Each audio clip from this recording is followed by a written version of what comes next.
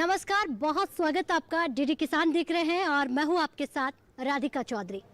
खेतों और खलिहानों से जुड़ी हुई हर जानकारी आपको डीडी किसान सीधे तौर पर आपके पास लेकर आता है, टीवी स्क्रीन के जरिए आपके घर तक पहुंचाता है। लेकिन हम भी किसानों के बीच पहुंच चुके हैं। चौपाल चर्चा में आज बात करेंगे कि पशु किसान क्रेडिट कार्ड क्या होता है। हमने भाग 1 में आपको बताया था कि प्राकृतिक खेती से जुड़ी हुई तमाम वो बातें। अब हम बात करेंगे कि पशु किसान क्रेडिट कार्ड पर किस तरह से लोगों को जानकारी यहाँ पर दी जा रही है। पशु किसान क्रेडिट कार्ड पर तमाम जानकारी देने के लिए हमारे डॉक्टर वैज्ञानिक मौजूद हैं, लेकिन नाबार्ड से सीके गौतम जी भी हमारे साथ मौजूद हैं। इनसे सवाल लेंगे। बहुत स्वागत आपका।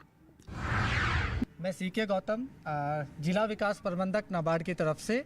मैं यहाँ पे गाजियाबाद और गौतम बुद्ध नगर का कार्यभार देख रहा हूँ जी। अभी हम लोग प्राकृतिक खेती के विषय में बात कर रहे थे और मैडम ने बड़ा अच्छा बात बोला और कुछ किसानों ने भी बात की कि भाई प्राकृतिक खेती करनी है तो पशु चाहिए आपको, पशु के बिना प्राकृतिक खेती नहीं हो सकती है। तो पशु पालन के लिए सरकार क्या मदद कर रही है, तो इसमें मैं बताना चाहूँगा। एक तो विशेषकर हम लोग हमेशा किसान क्रेडिट कार्ड की बात करते हैं, तो वर्ष 1998 से किसान क्रेडिट कार्ड चलाया जा रहा है।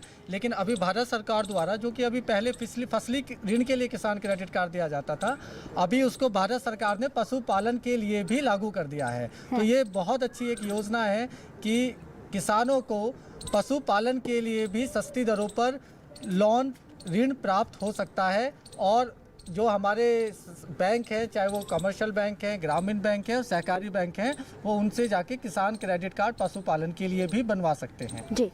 एक सवाल आपसे रहेगा कि 1998 में भारत सरकार ने किसानों को तोहफा दिया था केसीसी किसान क्रेडिट कार्ड, लेकिन पशु किसान क्रेडिट कार्ड के जरिए किसान अब पशु पर भी ऋण ले सकता है। तो ऋण की जो अवधि है वो कितनी होगी और ऋण किसान किस तरह से ले सकता है और कितने भाग में ले सकता है? इसमें जो पशुपालन के लिए जो ऋण है, पहला तो जो किसान क्रेडिट कार्ड है, मैं ये चीज़ एक स्पष्ट करना चाहूँगा। किसान क्रेडिट कार्ड हमेशा एक वर्किंग कैपिटल के लिए होता है। मतलब आपको शॉर्ट टर्म के लिए, छोटी अवधि के लिए किसान क्रेडिट कार्ड मिलता है, अल्प अवधि के लिए जिसे हम बोलते हैं। तो इसकी अवधि नॉर्मली 1 वर्ष के आसपास होती है। तो किसान क्रेडिट कार्ड की जो सीमा है, वो कितना अमाउंट मिलेगा, कितना पैसा मिलेगा, वो निर्भर करता है वित्तमान के ऊपर।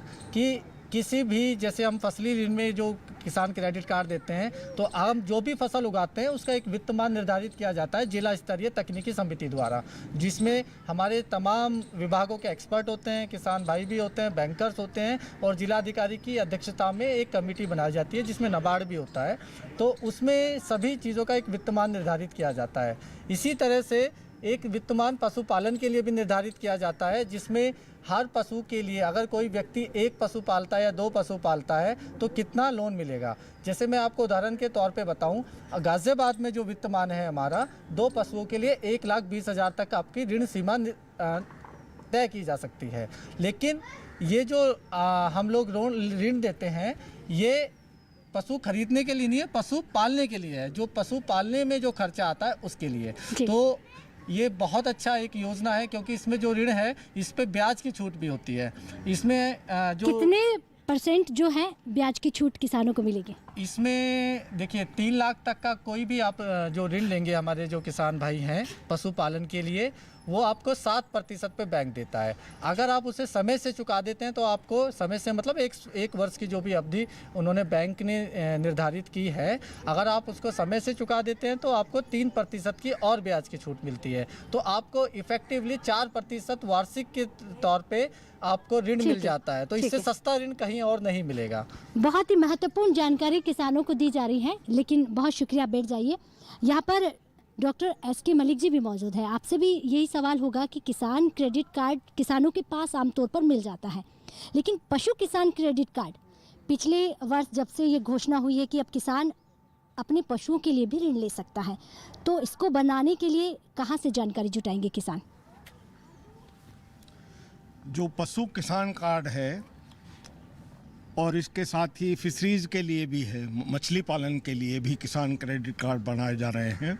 ये योजना पहले जैसे एग्रीकल्चर का किसान KCC चले आ रहे थे 1998 से, अब जो है ये फरवरी 2019 से ये जो माननीय केंद्रीय मंत्री हैं रूपाला जी और इससे पहले गिरिराज किशोर जी थे, उनके ज़माने से ये इफ़ेक्टिवली चीज़ चल रही है।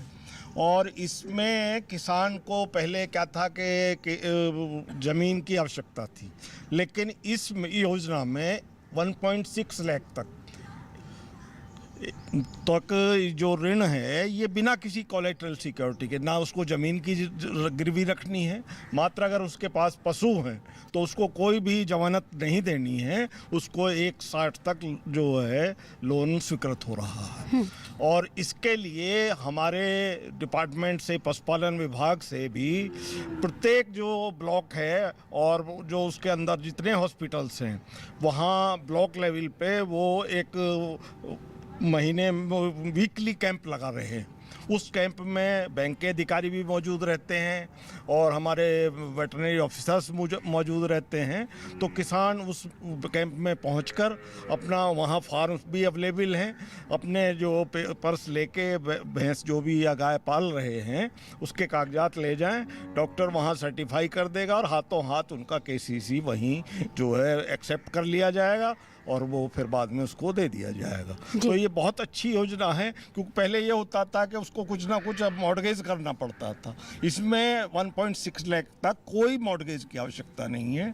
और वो तो क्या हमारे किसान जागरूक हुए हैं? क्योंकि आपने तो तमाम ऐसे लोगों को देखा होगा जो इस जानकारी को नहीं जुटा पाते हैं, लेकिन उन तक जानकारी जो पहुँचाने की जिम्मेदारी है वो सरकार की और आपकी बनती है। तो कैसे पहुँचाते हैं? जनवरी में ही मैंने विभाग को छोड़ा है, पशुपालन विभाग में जो ये लगातार कैंप चलाए जा रहे थे और करीब 1.5 लाख लोगों को ये किसान क्रेडिट कार्ड की सुविधा जो उनके फॉर्म जमा करके मुहैया करा दी गई थी। अब भी ये प्रक्रिया अनवरत जारी है और प्रत्येक शुक्रवार को इसका कैंप लगता है। तो ये चीज़ जो है किसान इसको धीरे धीरे बड़ा एक्सेप्ट कर रहे हैं, नई चीज़ है और बड़ा उत्साह है किसानों में। तो बहुत शुक्रिया। किसानों से जान लेते हैं कि किसान कितने जागरूक हो गए हैं पशु किसान क्रेडिट कार्ड को लेकर, और इसके जरिए किसान ने कितना फ़ायदा जो है अपनी ज़मीन के लिए, पशुओं के लिए लिया है। जी, क्या नाम है आपका? किरण सिंह। पशु किसान क्रेडिट कार्ड की भी कहीं ना कहीं एक, अगर आप प्राकृतिक खेती करते हैं तो आपको मदद के लिए पैसे की ज़रूरत पड़ती है।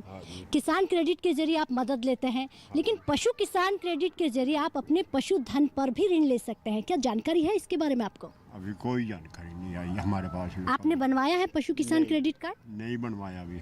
जी, तो ये जानकारी जो है आपको हमारे यहाँ पर डॉक्टर हैं वो देंगे, किरण जी को।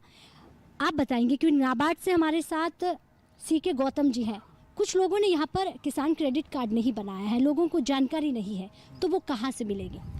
देखिए, इसमें मैं सभी किसान भाइयों को और जो हमारी महिला किसान हैं उनको ये जानकारी देना चाहूँगा, जो हमारा पशुपालन का जो किसान क्रेडिट कार्ड है इसमें आप बनवाने के लिए जैसे अभी हमारे डायरेक्टर साहब ने भी बताया कि आप वेटनरी विभाग को भी अप्रोच कर सकते हैं, सीधे बैंक को भी कर सकते हैं, और यदि आप सहकारी समिति से जुड़े हैं तो आप सहकारी समिति से भी किसान क्रेडिट कार्ड बनवा सकते हैं या सहकारी बैंक के माध्यम से बनवा सकते हैं। एक तो ये चीज़। दूसरा, अगर आपके पास पहले से किसान क्रेडिट कार्ड है और वो पशुपालन के लिए नहीं है, मान लीजिए उदाहरण के तौर पे अगर आपका किसान क्रेडिट कार्ड है और उसमें लिमिट आपकी केवल 60,000 रुपये तक है, तो अगर आपको पशुपालन के लिए भी ऋण चाहिए तो उस किसान क्रेडिट कार्ड में भी आप अपनी जो हमारा फसली ऋण के लिए किसान क्रेडिट कार्ड है, ये पशुपालन की सीमा को जुड़वा के उसको ऋण को प्राप्त कर सकते हैं। इसका एक फ़ायदा ये भी है कि भाई आपने एक बार बैंक से लोन लिया तो आपको बार बार, जब आप किसान क्रेडिट कार्ड एक बार बनवा लेते हैं तो हर बार जब आपको बैंक से लोन चाहिए या ऋण चाहिए, जितना भी चाहिए पशुपालन के लिए या खेती के लिए, आपको बार बार दस्तावेज जमा करने की ज़रूरत नहीं है। तो इससे सरल पद्धति ऋण देने के लिए किसानों के लिए कोई और नहीं है। जी, सरकार लगातार किसानों की मदद कर रहा है और इसमें आप देखिए बहुत सरल तरीके से सरकार किसानों को ऋण दे रहा है, और उस ऋण का जो ब्याज प्रतिशत है वो बहुत कम है, ना के बराबर, ताकि किसान आसानी से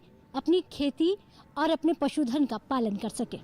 तो चलिए, तमाम जानकारी आपको देंगे चौपाल चर्चा में, आप कहीं मत जाइएगा। एक छोटे से ब्रेक के लिए रुकते हैं, ब्रेक के बाद फौरन हाजिर होता है।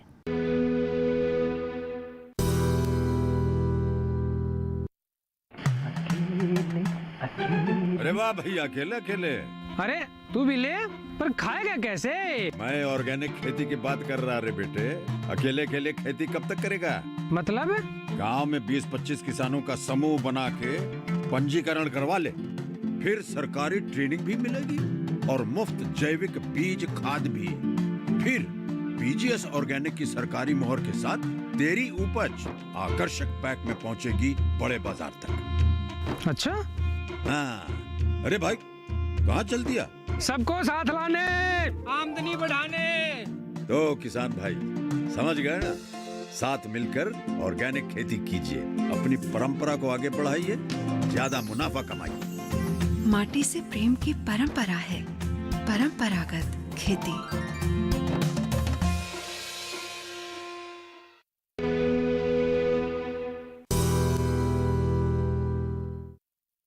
ब्रेक के बाद बहुत स्वागत आपका। चौपाल चर्चा में चर्चा शुरू करते हैं और यहाँ पर माताएं भी हैं हमारे साथ, जो केसीसी या यूँ कहें पशु किसान क्रेडिट कार्ड को लेकर बहुत सारे सवाल हैं। ये यहाँ पर जो गाय भैंसें मुझे नज़र आ रही हैं, जितनी भी गाय यहाँ पर बंधी हुई है, मैंने सुना है आप ही पालन पोषण करती है इनका? हाँ जी, मेरा बेटा करता है। हाँ जी, यानी कि आप और बेटा दोनों मिलकर करते हैं। तो क्या आपने केसीसी कार्ड बनाया है? जी नहीं। नहीं बनाया है? जी नहीं। तो इसके लिए हमारे वैज्ञानिक डॉक्टर नाबार्ड से मौजूद हैं। कुछ सवाल है आपका? हाँ जी, मैं पूछना चाहूँगी कि अगर हम ये क्रेडिट कार्ड बनवाते हैं तो उसके लिए हमें क्या गारंटी देनी होगी? जी, बहुत ही महत्वपूर्ण सवाल पूछा है माता जी ने कि अगर किसान क्रेडिट कार्ड बनवाते हैं तो गारंटी के तौर पर हमें क्या देना पड़ेगा, और इसका जवाब जो है डॉक्टर साहब हमें देंगे कि अगर किसान क्रेडिट कार्ड बनवाएं तो उनको गारंटी के तौर पर क्या क्या रखना पड़ेगा। किसान क्रेडिट कार्ड पशुधन के लिए अगर बनवाना है तो इसके लिए कोई गारंटी की आवश्यकता नहीं है। मैं जैसा आप जानते हैं कि 1.6 लाख तक कोई कोलेटरल सिक्योरिटी की ज़रूरत नहीं है। बिना किसी सिक्योरिटी के खाली उनके पशुओं के आधार पर ही उनको क्रेडिट कार्ड मिल जाएगा जी। तो इसमें और इसके ऊपर अगर ये लोग जैसे कोऑपरेटिव सोसाइटी है दूध की, अगर उसके सदस्य हैं और वहाँ अपना दूध देते हैं तो इनको 3 लाख तक भी इसमें वो दिया जाएगा, माने ऋण दे सकते हैं। और उस ऋण के लिए इनको कोऑपरेटिव का मेंबर होना चाहिए जी। अगर ये कोऑपरेटिव के मेंबर हैं तो वो उनकी मिल्क सप्लाई के आधार पे इनको 3 लाख तक की गारंटी दे देते हैं। तो किसान को गारंटी नहीं देनी होगी, उसके लिए जो समिति है वो उसके गारंटर हो जाती है। जी, चलिए बहुत शुक्रिया। किसानों को कोई गारंटी नहीं देनी है, बहुत आसान तरीके से आप पशु किसान क्रेडिट कार्ड बनवा सकते हैं, उसका फ़ायदा सीधे तौर पर आप ले सकते हैं। लेकिन यहाँ पर असीम जी भी हैं, उनसे भी जानेंगे। असीम जी, क्या पशु किसान क्रेडिट कार्ड आपने बनवाया है? क्योंकि जहाँ पशुओं की बात आती है आपका नाम ज़रा जुड़ जाता है। तो जहाँ तक पशु किसान क्रेडिट कार्ड की बात है वो तो मैंने नहीं बनवाया है, मुझे आवश्यकता नहीं पड़ी है, पर जानना ज़रूर चाहूँगा कि कैसे बनता है। उसकी काफ़ी अच्छी जानकारी यहाँ मिल चुकी है ऑलरेडी। जी, असीम जी ने पशु किसान क्रेडिट कार्ड नहीं बनवाया है क्योंकि इन्हें ज़रूरत नहीं पड़ी, लेकिन बहुत आसान तरीके से हमारे वैज्ञानिक डॉक्टर नाबार्ड से आए हुए तमाम जानकारी आपको दे रहे हैं। क्या नाम है आपका? नगेंद्र। आपने पशु किसान क्रेडिट कार्ड बनवाया है? नहीं। कोई सवाल आपका? जो नाबार्ड से हमारे साथ सहयोगी बैठे हुए हैं जो लगातार आपको जानकारी दे रहे हैं। नहीं, यही है बस भाई, ये कार्ड बन जाए तो अच्छा पशुओं पे। तो कभी आपने कोशिश की बनवाने की? नहीं जी, कोशिश नहीं की है, लेकिन ये मालूम है कि अगर ये बन जाता है तो फ़ायदा हमें सीधे तौर पर होने वाला है। जो बार बार हमारी भारत सरकार कहती है कि किसानों की आय दोगुनी होगी, किसानों के चेहरे पर मुस्कुराहट होगी तो ही हम उन्नति कर सकते हैं। और यहाँ पर और भी हमारे साथ जो डॉक्टर बैठे हुए हैं उनसे मैं जानना चाहूँगी। लक्ष्मण जी, किसान क्रेडिट को लेकर हम यहाँ पर तमाम जानकारी जो है किसान भाइयों को दे रहे हैं केसीसी को लेकर, तो क्या आपने इन लोगों को ये जानकारी देने के लिए किस तरीके से लोगों के बीच आप आते हैं?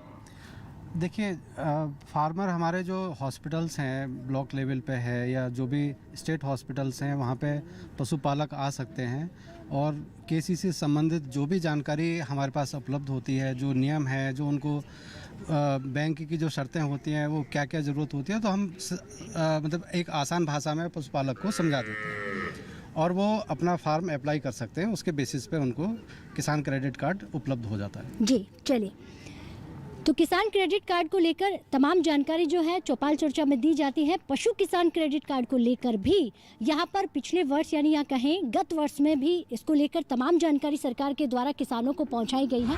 सवाल हमारे यहाँ पर युवा जो है वो भी करना चाहते हैं, इनसे जान लेते हैं। क्या नाम है आपका? सचिन कुमार। सचिन, कोई सवाल आपका? मेरा सवाल है जी, जैसे इस पशुपालन की व्यवस्था को बढ़ाने के लिए, जैसे हमें क्रेडिट कार्ड की अभी चर्चा सुन रहे हैं, इस क्रेडिट कार्ड से हम पशुपालन की व्यवस्था को कैसे बढ़ा सकते हैं आगे जी? हम जैसे इस पशुपालन से रोजगार पाना चाहते हैं, तो इस क्रेडिट कार्ड से लेने से हमें क्या व्यवस्था मिल सकती है इससे? उम्र क्या है आपकी? उम्र 20 साल।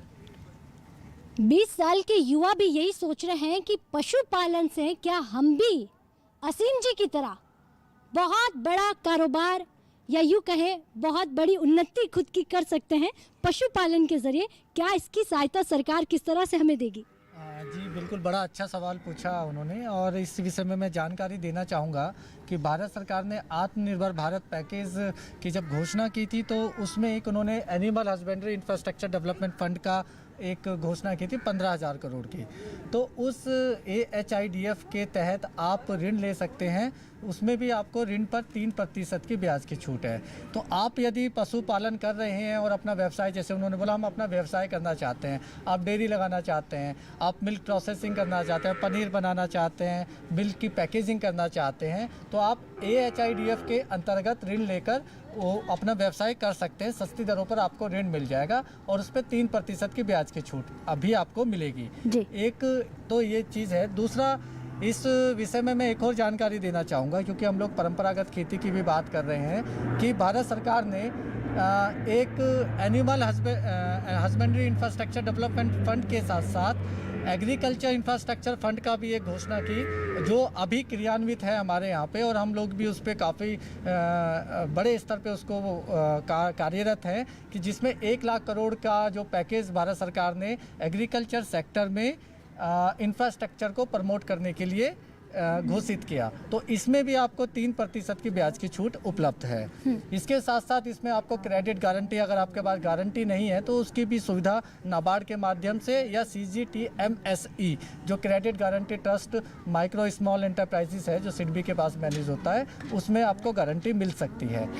इसके साथ साथ एक बड़ा अच्छा जो आजकल भारत सरकार की तरफ से जो प्रयास किए जा रहे हैं कि किसी भी सरकारी योजना से आपको जुड़ना है, सरकारी अधिकारी तो हैं ही ज़िले में, हम लोग काम कर रहे हैं, लेकिन हर एक योजना के लिए एक पोर्टल बनाया जा रहा है। जैसे हमने बोला भाई आपको मिल्क प्रोसेसिंग यूनिट लगानी है, कोई भी प्रोसेसिंग प्लांट लगाना है, पैकेजिंग यूनिट लगानी है, तो आपका बड़ा सरल सी प्रक्रिया है बड़ा कि आप AHIDF का एक उद्यम मित्रा पोर्टल है, उस पर जाइए, गूगल में करिए। आप सभी युवाओं के पास स्मार्टफोन है तो स्मार्टफोन में उद्यम मित्रा पोर्टल पे जाइए, आवेदन करिए और आप उसमें भी आप अपना आवेदन डाल सकते हैं। तो प्रक्रिया को बहुत सरल बना दिया गया है सरकार की तरफ से। लेकिन CK गौतम जी, एक सवाल मेरा आपसे इस बीच ही रहेगा, पोर्टल पर जो लोग नहीं जा पाते हैं, इंटरनेट से जो लोग नहीं जुड़ पाते हैं, सीधे तौर पर हम ये कहें कि हम किसानों की बात कर रहे हैं, बिल्कुल, तो उनको हम साधारण तरीके से जानकारी देना चाहें तो कैसे देंगे? देखिए, हाँ, ये तो मैंने, क्योंकि एक युवा का सवाल था तो मैंने उनके लिहाज से एक आंसर दिया। अगर आपको इस योजना के तहत कोई भी और जानकारी चाहिए तो ज़िले में जो हमारे पशुपालन विभाग है आप उनसे संपर्क कर सकते हैं। हमारे यहाँ अग्रणी जिला प्रबंधक जो लीड बैंक मैनेजर होते हैं, उनकी जिम्मेदारी है कि ज़िले में जो हमारे प्राथमिकता वाले क्षेत्र हैं उनको ऋण के प्रवाह को बढ़ाना। ज़िले में नाबार्ड भी उपस्थित है, तमाम अधिकारी हैं, वो उनको संपर्क स्थापित कर सकते हैं। चलिए, नाबार्ड भी है, तमाम अधिकारी भी मौजूद हैं और आत्मनिर्भर भारत को बनाना है तो आत्मनिर्भरता को लेकर युवाओं के कई सारे सवाल हैं, इस पर चर्चा करेंगे। लेकिन एक छोटे से ब्रेक के लिए यहाँ पर रुकते हैं, फौरन हाजिर होते हैं बहुत सारे सवालों के साथ।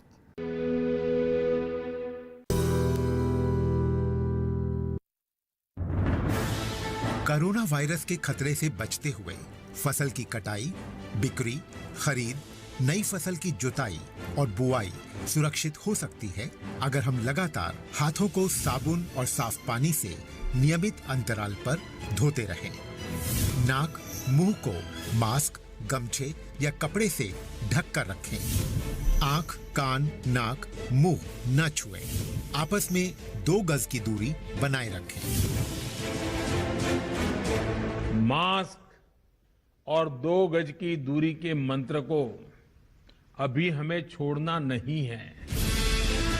फसलों की बुवाई एवं कटाई करते समय आपस में कम से कम 2 गज की दूरी बनाए रखें। फसल की कटाई करने के बाद छोटे छोटे ढेरों में इकट्ठा करें। कृषि के औजारों की समय समय पर सफाई करें। एक दूसरे के साथ औजारों की अदला बदली न करें। श्रमिकों के शौचालयों और हाथ धोने की जगह की ठीक से सफाई जरूरी है। बुआई, कटाई एवं मड़ाई के दौरान इस बात का ध्यान रखें कि इन स्थानों के आसपास कोई थूके नहीं। कंबाइन, हार्वेस्टर, थ्रेशर, जुताई और बुआई की मशीनों को इस्तेमाल से पहले साफ करें। मशीनों के इस्तेमाल से पहले और इस्तेमाल के बाद हाथ साबुन से साफ करें। वाहनों, बोरियों, थैलियों और पैकिंग के दूसरे सामान की साफ सफाई पर भी खास ध्यान दें। खरीद केंद्र पर आने से पहले किसानों एवं श्रमिकों की जांच। खरीद केंद्रों पर भीड़ न लगाएं एवं किसानों को बारी बारी से बुलाएं। गोदामों पर खरीदी हुई फसल को लेने में शीघ्रता करें ताकि किसानों एवं श्रमिकों को रुकना ना पड़े। कोरोना के खतरे से बचाव और अधिक जानकारी के लिए आरोग्य सेतु ऐप डाउनलोड करें। देश में खाद्य सुरक्षा के ये सिपाही भोजन की निरंतर उपलब्धता को सुनिश्चित करते हैं। किसान स्वस्थ रहें, तभी हम कोरोना वायरस से जीत पाएंगे, आगे बढ़ पाएंगे। किसान सबल, देश प्रबल।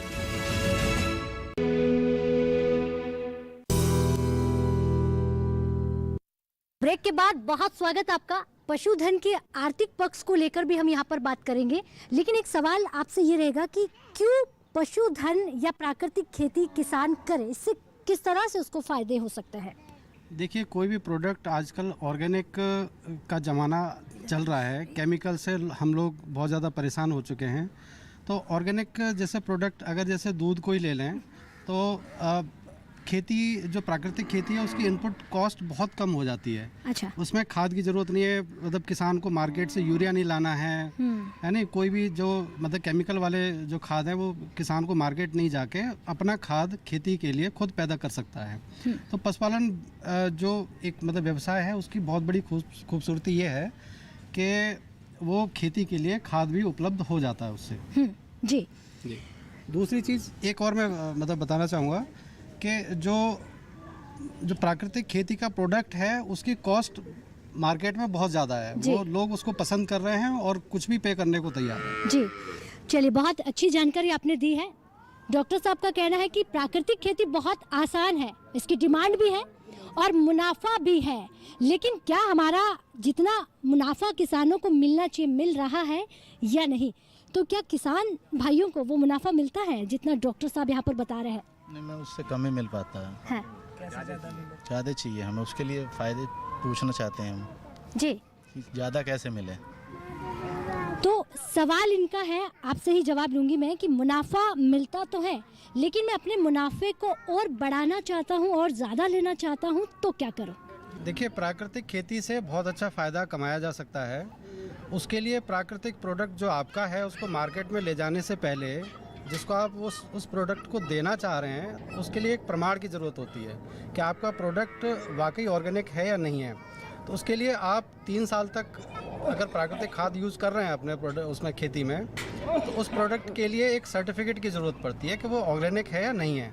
तो उसके लिए आप जो मतलब संस्था है national centre for organic certification, वहाँ से जाकर सर्टिफिकेट ले सकते हैं और अपने प्रोडक्ट की कीमत बढ़ा सकते हैं। जी, चलिए, बहुत शुक्रिया आपका। आप अपनी कीमत बढ़ा सकते हैं, अपनी आय दोगुनी कर सकते हैं और मुनाफा जितना चाहे उतना आप ले सकते हैं, लेकिन उसके लिए बहुत सारी जानकारी जो है आपको वैज्ञानिक और डॉक्टर समय समय पर देते हैं। तो आज चौपाल चर्चा में पशु किसान क्रेडिट पर हम बात कर रहे थे, प्राकृतिक खेती पर बात कर रहे थे। आत्मनिर्भर भारत बनाना है, इसको लेकर आपको वो तमाम जानकारी होनी चाहिए। लेकिन अब समय बदलते हुए समय के दौर में हम ये भी देख रहे हैं कि हमारा किसान भाई जागरूक हो गया है, महिलाओं ने मोर्चा संभाल लिया है और अब गोबर से सिर्फ उपले नहीं बनाए जाते हैं, उससे अपनी खाद और उसी खाद से किस तरह से खेती में उपजाऊ मिट्टी बनाकर और फसल को बेहतर तरीके से बनाना भी हमारे किसान सीख गए हैं। तो चलिए, इजाजत चाहेंगे चौपाल चर्चा में आज इतना ही, फिर मुलाकात करेंगे। तब तक के लिए डीडी किसान देखते रहिए। अगर ये कार्यक्रम आपसे छूट जाए तो हमारे YouTube चैनल के जरिए आप दोबारा भी देख सकते हैं। नमस्कार।